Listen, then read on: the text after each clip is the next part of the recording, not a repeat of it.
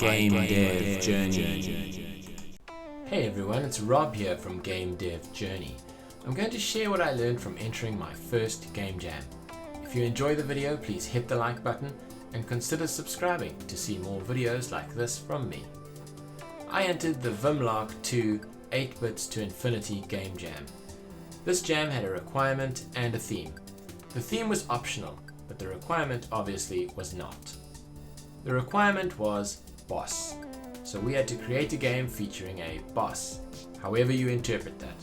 This could mean fighting a traditional video game boss, interacting with a boss you work for, being the boss yourself, or any other interpretation you can imagine. Ultimately, we were free to interpret this theme as we liked, but usage of the limitation had to be obvious. The theme of the jam was On the Edge. The theme is meant to be an inspiration to kickstart your game ideas. You're free to interpret it however you like. The theme's also optional, but it counts for 20% of your score. So this is where I made my first mistake. I didn't take a moment to sit down and actually plan what my game should be. For some reason I was just panicked before I had even started doing anything that I wouldn't finish in time. And so I decided to just use some pre-made art assets which I liked, and then try to figure out how to fit the requirement and theme around them. This was a big mistake, as I spent ages creating something that just was not fun. In actual fact, it was not even a game. I don't know what it was. The idea was that it was set in a medieval times and someone had stolen something from the king, and you were the king's guard in charge of interviewing anyone you found roaming the countryside to determine if they had stolen the item or not. It was kind of inspired by the game Papers, Please, but in truth, the idea just would not work, and I had to scrap it. So one of the key things I learned was to spot that an idea was not going to work early and scrap it quickly. That way you can move on to the next idea and not lose too much time and effort. So I decided that I would rather make an arcade-style tank battle game. This way, I knew what the actual game was about, and I could incorporate the boss battle with a huge tank at the end of the round or the level. I thought that I could also sneak in the theme of On the Edge by making the tank battle between tiny toy tanks on a tabletop. Each side was protecting their general, and you won the game by knocking the general off of the edge of the table. I felt much more confident about this idea, and so I set about finding and creating some assets.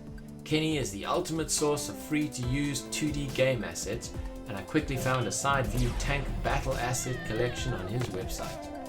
Oh my god! They killed Kenny!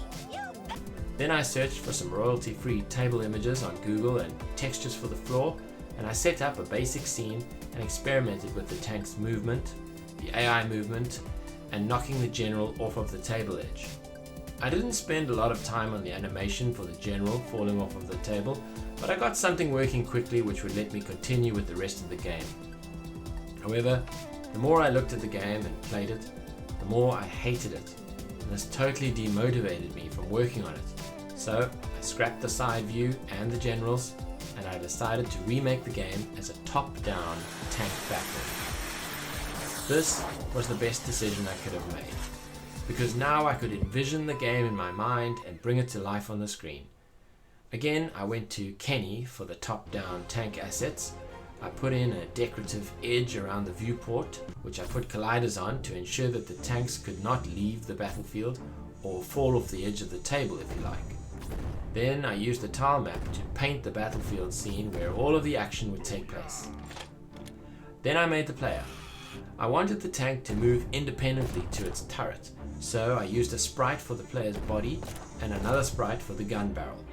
I locked the location of the gun barrel to the player body, and I set up the arrow keys to move the tank, and I initially set up the mouse cursor to move the gun. However, using the mouse to aim and shoot made this small jam game way too easy. So I decided to use WASD to control the gun, rotating it clockwise and anti-clockwise.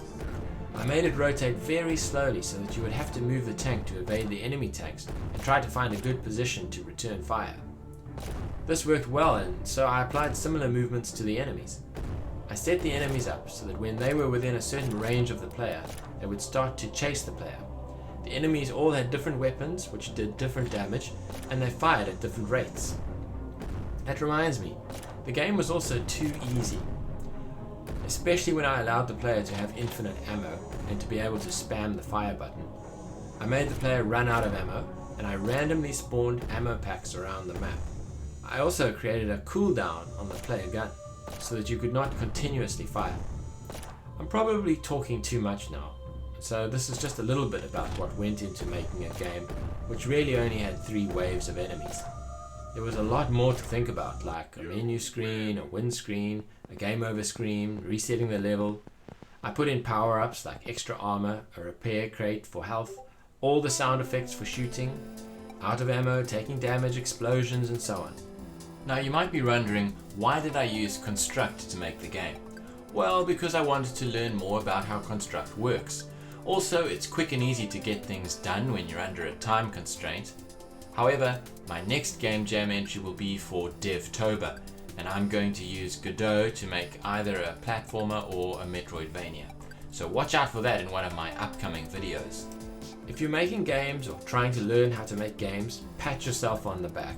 There are so many moving parts which go into making a game, and they all have to be coordinated.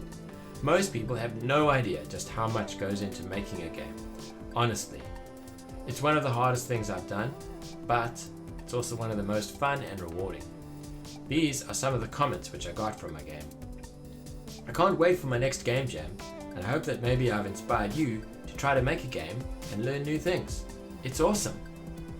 Thanks for joining me. I hope to see you all again next time.